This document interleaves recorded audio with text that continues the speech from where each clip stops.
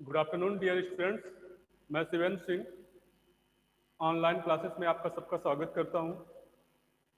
Dear student, जैसा कि सबको पता है कि कोविड-19 जो महामारी थी उसके कारण से ऑनलाइन क्लासेस आपके लोगों के लिए अभी चालू हुआ है, क्योंकि यूजीसी का जो आदेश है अभी ऑनलाइन क्लासेस के लिए है। तो आज ऑनलाइन क्लासेस में आज हम एक बीकॉम सीए सेकेंड ईयर के लिए एक सब्जेक्ट है प्रिंसिपल ऑफ मैनेजमेंट। तो बीकॉम सीए सेकेंड ईयर के वालों के लिए जो सब्जेक्ट है प्रिंसिपल ऑफ मैनेजमेंट, तो प्रिंसिपल ऑफ मैनेजमेंट पे आज हम डिस्कशन करेंगे कि ये मैनेजमेंट क्या होता है, बेसिक इंट्रोडक्शन। तो आइए चलते हैं टॉपिक के बारे में। जो आज का टॉपिक है प्रिंसिपल ऑफ मैनेजमेंट में बेसिक इंट्रोडक्शंस।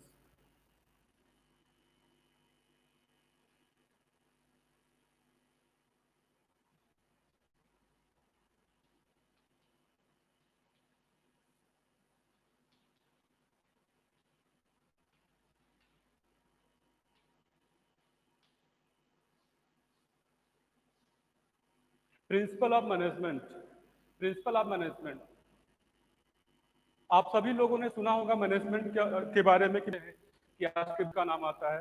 तो ये मैनेजमेंट होता कहाँ है, होता क्या है और इसकी शुरुआत कहाँ से हुई। मैनेजमेंट होता क्या है और इसकी शुरुआत कहाँ से हुई। तो बात करते हैं इसके बेसिक थोड़ा हिस्ट्री के बारे में। हम जानना चाहेंगे कि मैनेजमेंट का ये जो वर्ड है आया कहाँ से और ये कैसे चलन में आया और कैसे आज की दुनिया में, आज के सिनेरियो में, आज के बिजनेस वर्ल्ड में, क्योंकि आज का जो बिजनेस वर्ल्ड है एक तरह से ग्लोबलाइज हो चुका है। हम ग्लोबलाइजेशन के दौर में चल रहे हैं। दिन प्रतिदिन हमारी जो व्यवसाय की कंपटीशन है, प्रतिस्पर्धा है, वो बढ़ती ही जा रही है। तो ये मैनेजमेंट का इसमें रोल क्या है, मैनेजमेंट के माध्यम से हम कैसे अपने बिजनेस को ज़्यादा से ज़्यादा बेहतर बना सकते हैं। तो आइए सबसे पहले मैनेजमेंट को जानने के लिए हम उसके थोड़ा हिस्ट्री में जाते हैं। बात करते हैं मैनेजमेंट के इतिहास की। तो मैनेजमेंट की जब हिस्ट्री में हम जाते हैं तो अब देखते हैं कि मैनेजमेंट का जो चलन है आज से नहीं, आज से लगभग 500 साल पहले से ही जो मैनेजमेंट है वो वर्ड जो है चला रहा है। इसकी शुरुआत हुई, अगर हम इसकी शुरुआत के बारे में बात करें तो एक वर्ड है इंडस्ट्रियल रिवोल्यूशन। इंडस्ट्रियल रिवोल्यूशन यानी औद्योगिक क्रांति। औद्योगिक क्रांति क्या होता है कि इंडस्ट्रियल रिवोल्यूशन, औद्योगिक क्रांति कहते हैं कि जैसे कि कोई भी कंट्री है, कोई भी देश है, जहां पर अपने उन देशों में उद्योग धंधों की एक तरह से बाढ़ आ जाए, उद्योग धंधों का भरमार होता है, उद्योग धंधे जो है ज्यादा से ज्यादा सुचारू रूप से चल सके। तो जब इंडस्ट्रियल रिवोल्यूशन हुआ, इंडस्ट्रियल रिवोल्यूशन में एक तरह से क्रांति आई, इंडस्ट्रियल रिवोल्ट हुआ, खास करके यूरोपियन कंट्री में। इंडस्ट्रियल रेवोल्यूशन हुआ कहाँ से, यूरोपियन कंट्री में। यूरोपियन, इसीलिए आज हम देखते हैं कि इंडस्ट्रियल रेवोल्यूशन वहां पर एक तरह से जब से हुआ तो वो कंट्रियां बिजनेस के क्षेत्र में, इंडस्ट्री के क्षेत्र में, उद्योग धंधों के क्षेत्र में ज्यादा से ज्यादा डेवलप्ड है, ज्यादा से ज्यादा डेवलप है। यूरोपियन कंट्री की हम कुछ की बात करें, जैसे कि लाइक इंग्लैंड हो गया, फ्रांस हो गया, जर्मनी हो गया, इटली हो गया, क्योंकि यहीं से एक तरह से इंडस्ट्रियल रेवोल्यूशन की शुरुआत हुई, उद्योग धंधों की भरमार हुई, उद्योग धंधों में एक तरह से बाढ़ आ गई, उद्योग धंधे ज्यादा से ज्यादा चलाए गए, ज्यादा से ज्यादा चीजों का निर्माण हुआ, मैन्युफैक्चरिंग हुआ, प्रोडक्शन हुआ। तो जब इंडस्ट्रियल रेवोल्यूशन एक तरह से की शुरुआत हुई, उद्योग धंधे जब ज्यादा से ज्यादा लगाए जाने लगे, खास करके यूरोपियन कंट्री में, तो एक तरह से जब उद्योग धंधों में हम प्रोडक्शन ज्यादा से ज्यादा करने लगे, जब ज्यादा से ज्यादा प्रोडक्शन करने लगे, निर्माण करने लगे, वस्तुओं का प्रोडक्शन करने लगे, तो हमको एक ऐसे सिस्टम की, ऐसे व्यवस्था की जरूरत हुई, ऐसे सिस्टम, ऐसे व्यवस्था की जरूरत हुई कि जिससे हम अपने पूरे व्यवसाय को बेहतर तरीके से संचालित कर सके, बेहतर तरीके से चीजों को संभाल सके, बेहतर तरीके से प्रोडक्शन करने। तो उसी का ये परिणाम हुआ, उस समय के जो एक तरह के से चीजों को संभाल सके, बेहतर तरीके से प्रोडक्शन करने। तो उसी का ये परिणाम हुआ, उस समय के जो एक तरह से इंटेलेक्चुअल पर्सन थे, बुद्धिजीवी थे, इकोनॉमिस्ट थे, थिंकर्स थे, विचारक थे, तो उन्होंने सोचा कि हम एक ऐसी व्यवस्था को बनाएं, एक ऐसी व्यवस्था का निर्माण करें जिससे हम अपने उद्योग धंधों में कुछ बेहतर तरीके से उसको सुचारू रूप से ऑपरेट कर सके, संचालित कर सके। यानी कि हम कोई एक नई ऐसी व्यवस्था बनाएं जिससे हमारा जो उद्योग धंधा है वो उसको और हम बेहतर तरीके से उसको हम प्रोडक्टिव कर सके। तो उसी व्यवस्था का परिणाम था, वहीं से ओरिजिन हुआ मैनेजमेंट। यानी कि उस समय के जो थिंकर्स थे, इकोनॉमिस्ट थे, अर्थशास्त्री थे, विद्वान पर्सन लोग जो लोग थे, तो उन्होंने सोचा कि हम एक ऐसी व्यवस्था लाएंगे कि जिसके माध्यम से हम अपने व्यवसाय को सुचारू रूप से बेहतर तरीके से व्यवस्थित कर सकेंगे। तो उसी का परिणाम ये हुआ कि मैनेजमेंट का वहां से एक तरह से ओरिजिन हुआ।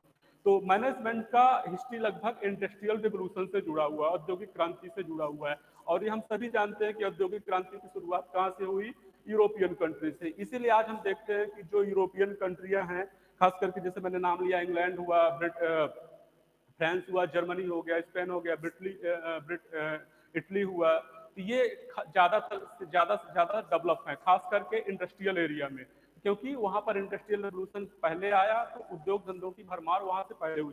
फिर इसी के आगे हम जब बात करते हैं तो यूरोपियन कंट्रीज में जो उसके आस पड़ोस के देश थे, तो वहां पर धीरे धीरे उद्योग धंधे ज्यादा होने लगे, मैनेजमेंट की वहां से शुरुआत हुई एक तरह तरीके से। फिर ऐसे दूसरे अगर हम कॉन्टिनेंट में जाते हैं, फिर जैसे कि अमेरिका हो गया, अफ्रीका हो गया, एशिया हो गया, तो यहाँ पर भी जो पहले से डेवलप कंट्रियां हैं, तो वो एक तरह से इंडस्ट्रियल रिवोल्यूशन को अपनाया, उद्योग धंधों को एक तरह से अपनाया। तो उस उद्योग, जब हम इंडस्ट्रियल रिवोल्यूशन को अपने साथ में लाए, उद्योग धंधों का निर्माण करने लगे, तो हम मैनेजमेंट को भी वहां से एक तरह से फॉलो करने लगे। तो मैनेजमेंट की शुरुआत अगर हम करते हैं, तो मैनेजमेंट को अगर हम कहते हैं कि मैनेजमेंट की शुरुआत कहाँ से हुई, तो मैनेजमेंट की शुरुआत हम इंडस्ट्रियल रिवोल्यूशन से मानते हैं।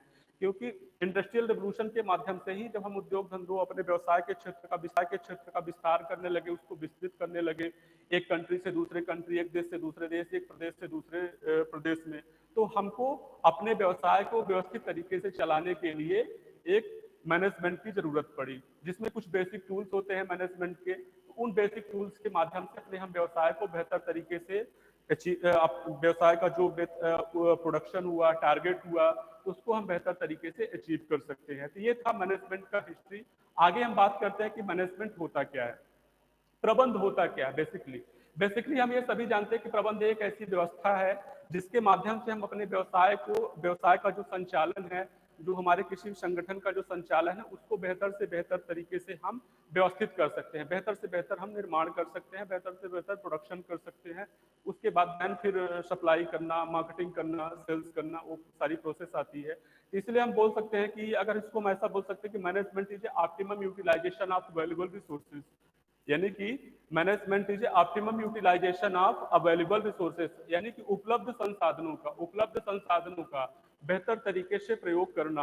आपके पास जो भी संसाधन है, चाहे लिमिटेड हो या अनलिमिटेड है, चाहे इकोनॉमिकल रिसोर्सेज हो, चाहे फिजिकल रिसोर्सेज हो, चाहे ह्यूमन रिसोर्सेज हो, जो भी रिसोर्सेज हैं, उन रिसोर्सेज के माध्यम से आप, चाहे कम हो या ज्यादा, उन रिसोर्सेज के माध्यम से आप अपने संसाधनों का बेहतर से बेहतर यूटिलाइजेशन कर पाते हैं। वही एक तरह से कहलाता है प्रबंध, यानी कि अपने संसाधनों का बेहतर तरीके से उपयोग करना, बेहतर तरीके से उपयोग करके बेहतर तरीके से उनको प्रोडक्टिव करना, बेहतर तरीके से उत्पादन करना, वही कहलाता है एक तरह से प्रबंध।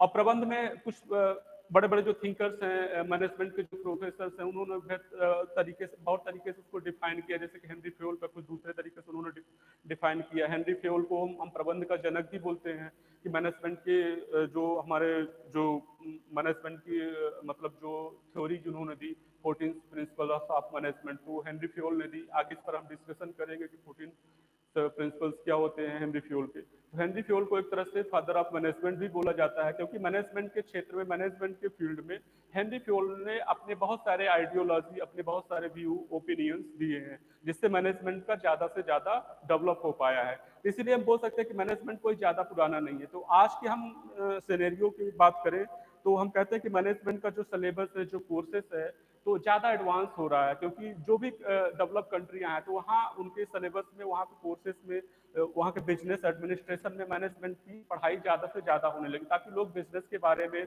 इंडस्ट्री के बारे में, प्रोडक्शन के बारे में, चीज़ों के निर्माण के बारे में बेहतर से बेहतर तरीके से लोग अवेयर हो पाए, लोग बेहतर तरीके से जानकारी एकत्रित कर पाए, तभी अपने कंट्री को वो इंडस्ट्रियल के माध्यम से ज़्यादा सपोर्ट कर पाएंगे। हम डेवलप कंट्री की अवेयर हो पाए, लोग बेहतर तरीके से जानकारी एकत्रित कर पाए, तभी अपने कंट्री को वो इंडस्ट्रियल के माध्यम से ज़्यादा सपोर्ट कर पाएंगे। हम डेवलप कंट्री की बात करें, अगर एशिया की हम बात करें, तो जैसे हम कहते हैं कि अपना इंडिया, हमारे भारत में चूंकि इंडस्ट्रियल जो रेवोल्यूशन है वो थोड़ा देर से हुआ, according comparison to European country, क्योंकि यूरोपियन कंट्री में 13वीं 14वीं शताब्दी से मानने लगते हैं कि वहाँ पर इंडस्ट्रियल रेवोल्यूशन वहाँ तब से चालू हो गया। तो लेकिन अगर हम इंडिया की बात करें, तो इंडिया में हम कहते हैं कि आज़ादी के बाद से इंडस्ट्रियल रेवोल्यूशन, क्योंकि उससे पहले, आज़ादी से पहले हमारे 1947 या 1950 से पहले हमारे कंट्रीज में बहुत सारे ऐसे लोग थे जिनका, दूसरे देशों के लोग आए हुए थे जिनका एक तरह से मतलब यहाँ पर एक तरह से रूल था, शासन था, चाहे मुगल्स हों, फिर उसके बाद अंग्रेज लोग हों, ब्रिटिश लोग हों। तो ब्रिटिश लोगों के जाने के बाद ही एक तरह से हमारे देश में इंडस्ट्रियल रिवोल्यूशन चालू हुआ। उस इंडस्ट्रियल रिवोल्यूशन अपने यहाँ कैसे चला, हमने पहले पढ़ा होगा पंचवर्षीय योजनाओं के बाद पहले पढ़ाया जाता था पंचवर्षीय योजना। तो पंचवर्षीय योजना, जो पंचवर्षीय योजनाएं 5 ईयर प्लान जिसको बोलते हैं, इकोनॉमिक्स में बहुत से स्टूडेंट्स ने पढ़ा भी होगा। तो पंचवर्षीय योजना के माध्यम से ही हम हमारी जो 5-5 साल के लिए टारगेट करके योजनाएं बनाई गई। तो पहली जो योजना बनाई थी उसको एग्रीकल्चर को टारगेट करके बनाई गई थी, क्योंकि भारत एक कृषि प्रधान देश है। दूसरे पर जब बनाया गया तो उसका जो बेस था, उसका जो आधार था, वो था उद्योग, व्यापार, इंडस्ट्री को रिलेटेड। तो एक तरह से हम कह सकते हैं कि भारत में जो इंडस्ट्रियल रिवोल्यूशन हुआ वो 1950 के बाद से चालू हुआ। इसलिए हम इंडस्ट्री के क्षेत्र में उतने ज़्यादा कारगर, उतने ज़्यादा एडवांस नहीं हो पाए जैसे कि यूरोपियन कंट्री में बहुत सारे हैं। जैसे कि हम अगर बात करें एशिया कंट्री में, जैसे चाइना हो गया, कोरिया हो गया, जापान हो गया, इनके मामले में अगर साइंस और टेक्नोलॉजी के से कंपैरिजन करें, थोड़ा हम पीछे आते हैं, थोड़ा हम पीछे हो जाते हैं। उसका रीज़न है क्योंकि इंडस्ट्रियल रिवोल्यूशन हमारे यहाँ थोड़ा देर से चालू हुआ दूसरे कंट्रियों के मुकाबले। हम एशिया में ही बात करते हैं, जापान की बात करते हैं, कोरिया की बात करते हैं, साउथ कोरिया की बात करते हैं। साउथ कोरिया के पास आज मतलब ग्लोबल प्रोडक्ट हैं। आज के जो हम कहते हैं चाहे साइंस टेक्नोलॉजी के मामले हम देखते हैं कि उसके पास एलजी है, सैमसंग है, ये इनका ग्लोबल प्रोडक्ट है। हर कंट्री में मतलब इसके प्रोडक्ट यूज होते हैं। तो उसी के माध्यम से वो कंट्री क्या हुई, ज़्यादा से ज़्यादा डेवलप हुई, क्योंकि जब तक जिस कंट्री के जितने ज़्यादा जो प्रोडक्ट हैं, प्रोडक्शन है, वो जितने ज़्यादा ग्लोबलाइज हो पाएगा उतने ज़्यादा उस कंट्री का डेवलप हो पाएगा। तो हम कहते हैं कि जैसे कि हम एशिया में अगर हम बात करते हैं कि हम अब डेवलप हैं या कि अभी डेवलपिंग कंट्री है, तो अब कह रहा था कि भारत अभी डेवलपिंग कंट्री है, भारत अभी विकासशील देश है, डेवलप नहीं है। लेकिन हम डेवलपिंग यानी कि हम विकास की ओर अग्रसर हैं। तो धीरे धीरे जैसे ज़्यादा से ज़्यादा हम इंडस्ट्रियल ग्रोथ होगा, मैनेजमेंट का ज़्यादा ग्रोथ होगा, तो हम ज़्यादा से ज़्यादा एक तरह से एग्रीकल्चर प्रोडक्शन में ज़्यादा से ज़्यादा ग्रोथ होगा, तो हम धीरे धीरे भी डेवलपिंग कंट्री की कैटेगरी में आ सकते हैं। तो बात करते थे इसके हिस्ट्री के बारे में, बातें हो गई, फिर इसकी मैनेजमेंट होता क्या है इसके बारे में हमने बताया। और भी कुछ जो थिंकर्स हैं उन्होंने अपना ओपिनियन दिए, जैसे लोग कहते हैं कि मैनेजमेंट दूसरों से कार्य कराने की एक कला है। मैनेजमेंट दूसरों से कार्य कराने की एक कला है। मैनेजमेंट यानी कि हम कह सकते हैं कि management is a art getting done things through others, यानी कि मैनेजमेंट जो प्रबंध जो है दूसरों से कार्य कराने की एक कला है। तो प्रबंधन के माध्यम से, प्रबंध के माध्यम से हम दूसरों से बेहतर तरीके से कार्य ले सकते हैं, चाहे वो फिजिकल रिसोर्सेज के माध्यम से हो, चाहे वो फिजिकल रिसोर्सेज के माध्यम से हो, चाहे एक तरह से ह्यूमन रिसोर्सेज के माध्यम से। और फिजिकल ह्यूमन रिसोर्सेज क्या होते हैं पता ही होगा। ह्यूमन रिसोर्सेज यानी जो मैन पावर होता है, आदमी का जो श्रम हुआ, एम्प्लॉय जो हुए, लेबर जो हुए, तो वो हो गया ह्यूमन रिसोर्सेज हुआ। और फिजिकल रिसोर्सेज क्या हुआ, फिजिकल रिसोर्सेज में जैसे मशीन हो गया, लैंड्स हो गया, फर्नीचर्स हो गया, टेक्निकल टूल्स हो गए। तो ये सब फिजिकल और ह्यूमन रिसोर्सेज के माध्यम से ही अपने हम प्रबंध को बेहतर से बेहतर तरीके से, हमारा जो प्रोडक्शन है जो उसको हम बेहतर से बेहतर तक अचीव कर पाते हैं। तो मैनेजमेंट एक तरह से प्रोसेस है, प्रक्रिया है कि यानी हम बेहतर से बेहतर चीज़ों का उत्पादन करेंगे, बेहतर से बेहतर उनको तरीके से सेलिंग के लिए ज़्यादा से ज़्यादा हम प्रमोट करेंगे, ज़्यादा से ज़्यादा कस्टमर की नीड्स को, उनकी डिज़ायर को हम ज़्यादा फुलफिल कर पाएंगे। ये सब भी मैनेजमेंट के माध्यम से ही होता है। तो फ्रेंड्स, हमने जाना कि मैनेजमेंट क्या है, मैनेजमेंट की शुरुआत कहाँ से हुई, और मैनेजमेंट का हमारे जो मॉडर्न वर्ल्ड है, मॉडर्न बिजनेस वर्ल्ड है, इसमें क्या रोल होता है। आइए कुछ और भी हम चीज़ें मैनेजमेंट में डिस्कशन कर लेते हैं। बात करते हैं मैनेजमेंट के लेवल की। मैनेजमेंट मैनेजमेंट के कितने लेवल्स होते हैं। मैनेजमेंट के इसमें एक तरह से बेसिक तरीके से हम कह सकते हैं इसके 3 लेवल्स होते हैं, 3 लेवल होते हैं। पहला क्या हुआ,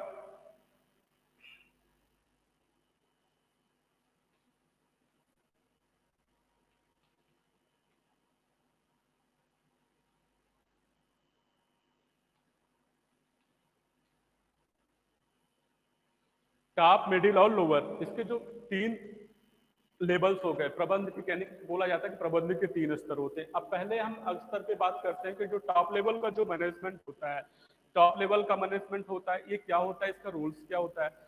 फ्रेंड्स, हम टॉप लेवल का जो मैनेजमेंट होता है वो किसी भी ऑर्गेनाइजेशन के स्ट्रक्चर के जो टॉप लेवल के ऑफिसर्स होते हैं, टॉप लेवल के एम्प्लॉय होते हैं, उनको हम टॉप लेवल का मैनेजमेंट यानी कि उच्च प्रबंध भी बोल सकते हैं। इनको हम एक तरह से एडमिनिस्ट्रेशन भी बोल सकते हैं, प्रशासन।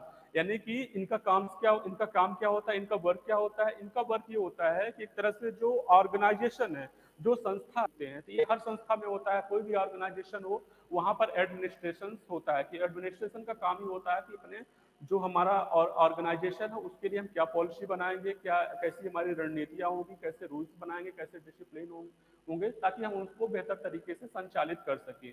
क्योंकि ये एक व्यवस्था है, इस व्यवस्था के माध्यम से ही हम अपने ऑर्गेनाइजेशन को बेहतर तरीके से ऑपरेट कर सकते हैं, बेहतर तरीके से अपने गोल को अचीव कर सकते हैं। फिर ये हुआ टॉप लेवल का मैनेजमेंट, जिसको हम एडमिनिस्ट्रेशन भी बोल सकते हैं। उसके बाद आते हैं मिडिल लेवल मैनेजमेंट में। मिडिल लेवल मैनेजमेंट में क्या होता है, टॉप से जो हम मिडिल में आते हैं तो इसमें होते हैं मैनेजर्स, जो प्रबंधक होते हैं। यानी कि जो टॉप लेवल के मैनेजमेंट के जो अधिकारी होते हैं, टॉप लेवल के मैनेजमेंट के जो अधिकारी होते हैं, जैसे कि उसमें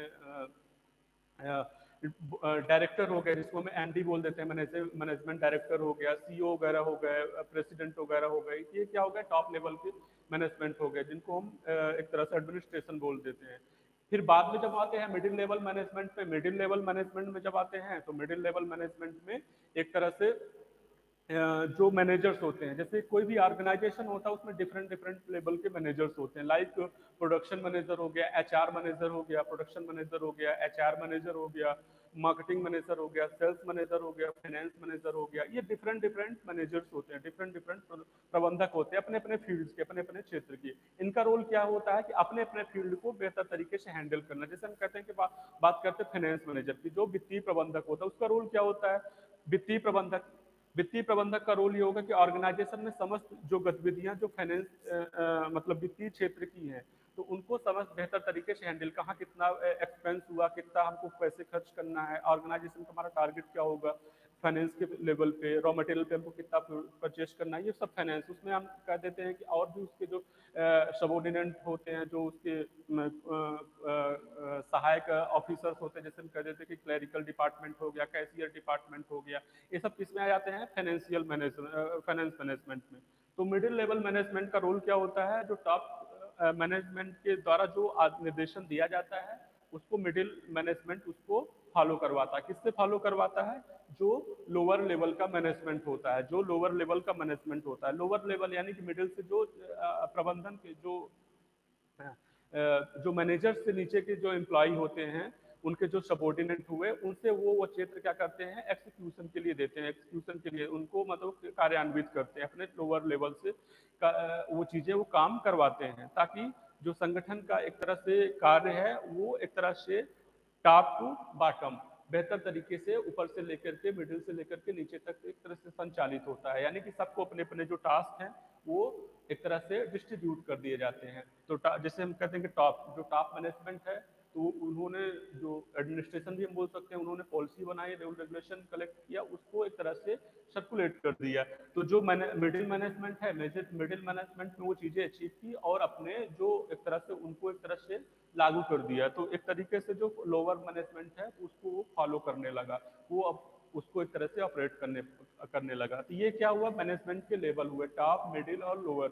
ये कुछ बेसिक जानकारियां थी, आगे हम इस पर ब्रीफ में चर्चा करेंगे, क्योंकि आज जो मैनेजमेंट का हमने बेसिक इंट्रोडक्शन दिया है कि मैनेजमेंट होता क्या है, इसकी शुरुआत कैसे हुई, कैसे हम इसमें वर्क कर सकते हैं, इसमें क्या क्या चीज़ों हम के बारे में कि इसमें क्या क्या चीज़ें होती हैं, क्या क्या स्पेशल इसमें, उसके बारे में हम जान सकते हैं। तो टॉप हुआ, मिडिल हुआ, लोअर, तो ये हुआ लेवल ऑफ मैनेजमेंट। आगे हम बात करते हैं कि इसमें कहते हैं कि मैनेजमेंट कुछ बेसिक टूल्स होते हैं, मैनेजमेंट के कुछ बेसिक टूल्स होते हैं। अब मैनेजमेंट के बेसिक टूल्स क्या होते हैं, आइए इस पे भी थोड़ा हम डिस्कशन कर लेते हैं।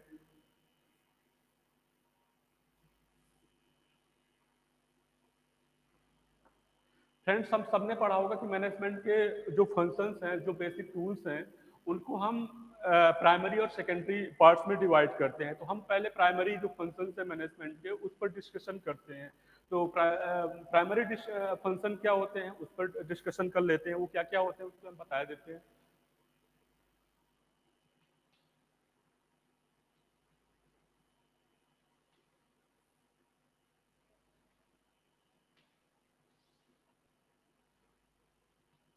ये प्राइमरी फंक्शन ऑफ मैनेजमेंट है। सबसे पहला हो गया आपका प्लानिंग हुआ, दूसरा हुआ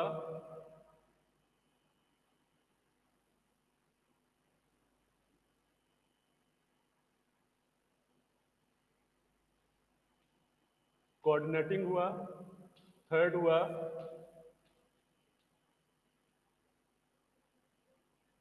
स्टाफिंग हुआ,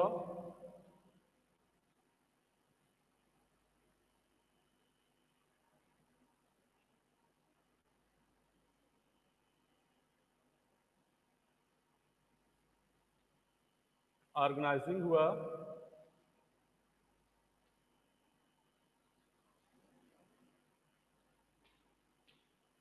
फिफ्थ हुआ कंट्रोलिंग।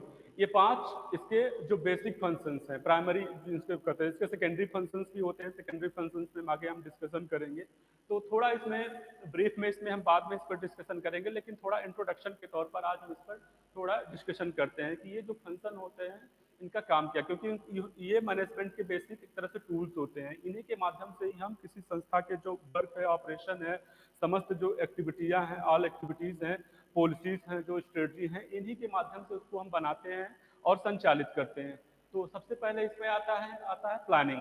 अब प्लानिंग प्लानिंग क्या होता है? प्लानिंग एक तरह से हम किसी भी, हम कहते हैं कि मैनेजमेंट का जो एक प्राइमरी फंक्शन है, मैनेजमेंट का जो सबसे प्राइमरी मतलब जो बेसिक फंक्शन है वो प्लानिंग कहलाता है। क्योंकि प्लानिंग के माध्यम से ही हम किसी भी ऑर्गेनाइजेशन की, किसी भी संगठन की जो गतिविधियां हैं, जो हमारी फोरकास्टिंग है, पूर्वानुमान है, उसके माध्यम से हम पूरे अपने ऑर्गेनाइजेशन का जो वर्क है, जो टारगेट है, उसको हम प्लान कर सकते हैं। एक तरह से हम प्री प्लान कर लेते हैं कि हमारे जो कुछ अचीव करना चाहते हैं, जो हमारा गोल्स है, जो हमारा टारगेट है, जो हमारा एम है, जो लक्ष्य है, तो उसमें हम एक तरह से फोरकास्टिंग कर लेते हैं कि हमको कितने रिसोर्सेज की जरूरत पड़ सकती है, कैसे कैसे डिफरेंट टाइप ऑफ रिसोर्सेज की जरूरत नीड हो सकती है। जैसे कि फाइनेंशियल रिसोर्सेज उसमें कितना होगा, रॉ मटेरियल कितना उससे खर्च हम एक्सपेंस कर सकते हैं। तो वो सब प्लानिंग के माध्यम से ही हम उस पर हम फोकस करते हैं। वैसे भी कहा जाता है कि हम कोई भी कार्य करते हैं तो सबसे पहले उसको हम प्लान कर लेते हैं, प्री प्लान कर, चाहे हम कोई छोटा मोटा शॉप खोलें, कोई छोटा मोटा रोजगार, छोटा मोटा स्कूल या शॉप, कुछ भी अगर हम करते हैं तो सबसे पहले प्री प्लान कर लेते हैं। वैसे भी कहा जाता है कि बिना विचारे सो करे उपाचे पछता है,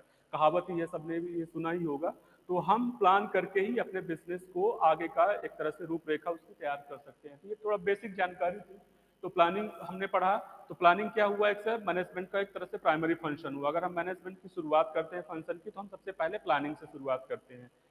प्लानिंग के बाद आता है कोऑर्डिनेटिंग। कोऑर्डिनेटिंग में क्या हुआ? कोऑर्डिनेशन, एक तरह से चीजों का समन्वय, चीजों का समन्वय, जो हमारे पास चीजों का समन्वय यानी कि हमारे पास जो रिसोर्सेज हैं, जो संसाधन हैं, उनको हम बेहतर तरीके से इकट्ठा करते हैं, एक तरह से रिसोर्सेज का समन्वय करते हैं, ताकि अगर हम डिफरेंट डिफरेंट जो डिपार्टमेंट है ऑर्गेनाइजेशन में, तो उनको हम कोऑर्डिनेट करके ही अपने संस्था की जो गतिविधियां हैं और जो उनका वर्कलोड है, तो उसको हम बेहतर तरीके से डिवाइड करके ही अपने संस्था की जो गतिविधियों को आगे बढ़ा सकते हैं। तो कोऑर्डिनेशन हुआ।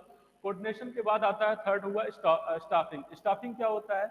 स्टाफिंग में हम कहते हैं कि जो संस्था की के लिए हमको संस्था जब हम बनाते हैं, कोई ऑर्गेनाइजेशन हम जब बनाते हैं, तो ऑर्गेनाइजेशन को चलाने के लिए, संचालित करने के लिए हमें लोगों की जरूरत पड़ती है। लोगों मतलब कि यानी कि हमारे एम्प्लॉयज, हमको कुछ एम्प्लॉयों की जरूरत पड़ती है। एम्प्लॉयज के माध्यम से ही हम अपने संस्था की जो गतिविधियां हैं तो उसको हम चला पाएंगे। तो स्टाफिंग, स्टाफिंग का क्या रोल होता है? यानी एक तरह से नियुक्तियां करना, एक तरह से चयन करना, सिलेक्शन करना, यानी कि हमारा जो डिपार्टमेंट है, जो एम्प्लॉय है, तो जो हमारे संस्था में, जो हमारे ऑर्गेनाइजेशन में जो एम्प्लॉय है, तो उसको हमको नियुक्त करना। अब कहा यह जाता है कि हम जो हमारी जो संगठन है, हमारा जो संस्था है, उसमें हम बेहतर तरीके से एक तरीके से जो एम्प्लॉई है उनका बेहतर से बेहतर तरीके से हम सिलेक्शन करें, ताकि हम बेहतर से बेहतर प्रोडक्टिव हो पाए। यानी कि जो हर फील्ड में एक तरह से स्पेशल हो, हर फील्ड में जिनको अपने अपने विषय की स्पेशलिटी हो, विशेषज्ञ हो। या कोई फाइनेंस का जानकार है, अगर हमको फाइनेंस मैनेजर की जरूरत है, तो जो फाइनेंस में जो जानकार होगा उनको फाइनेंस के बंदे को रखेंगे।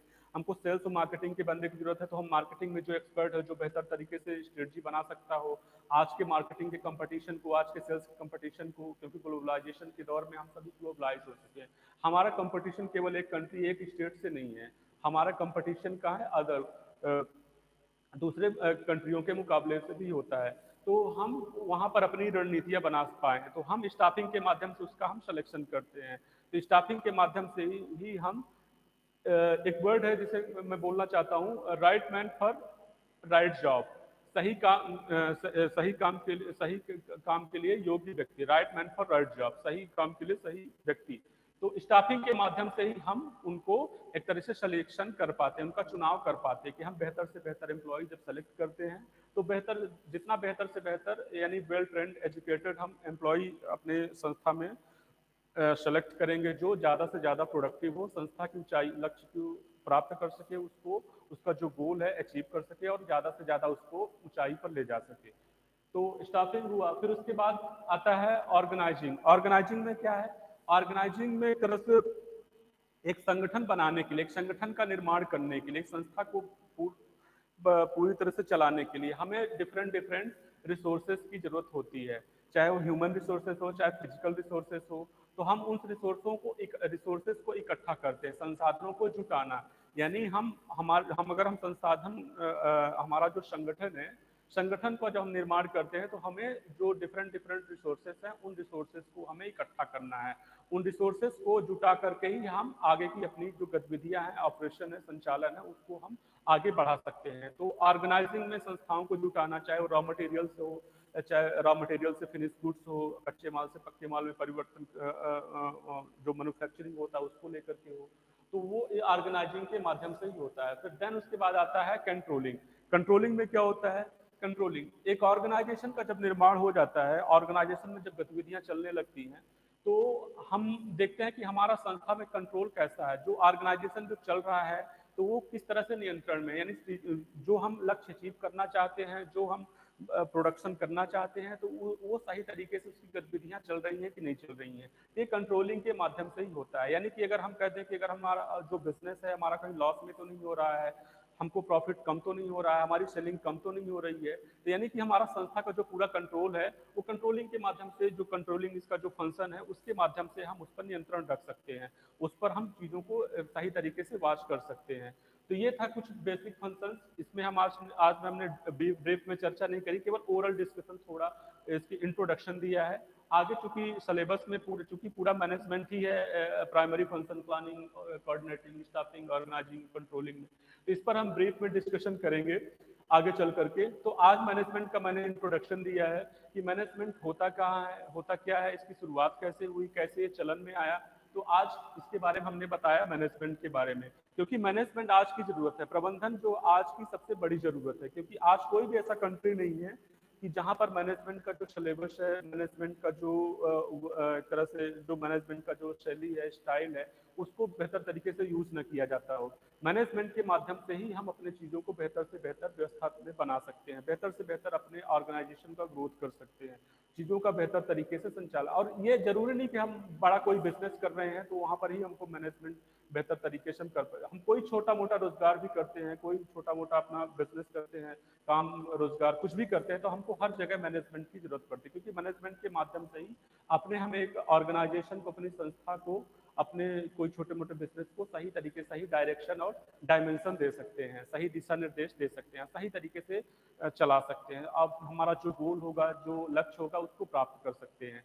तो फ्रेंड्स, तो ये था आज का टॉपिक, जिसका टॉपिक था प्रिंसिपल ऑफ मैनेजमेंट में मैनेजमेंट का इंट्रोडक्शन।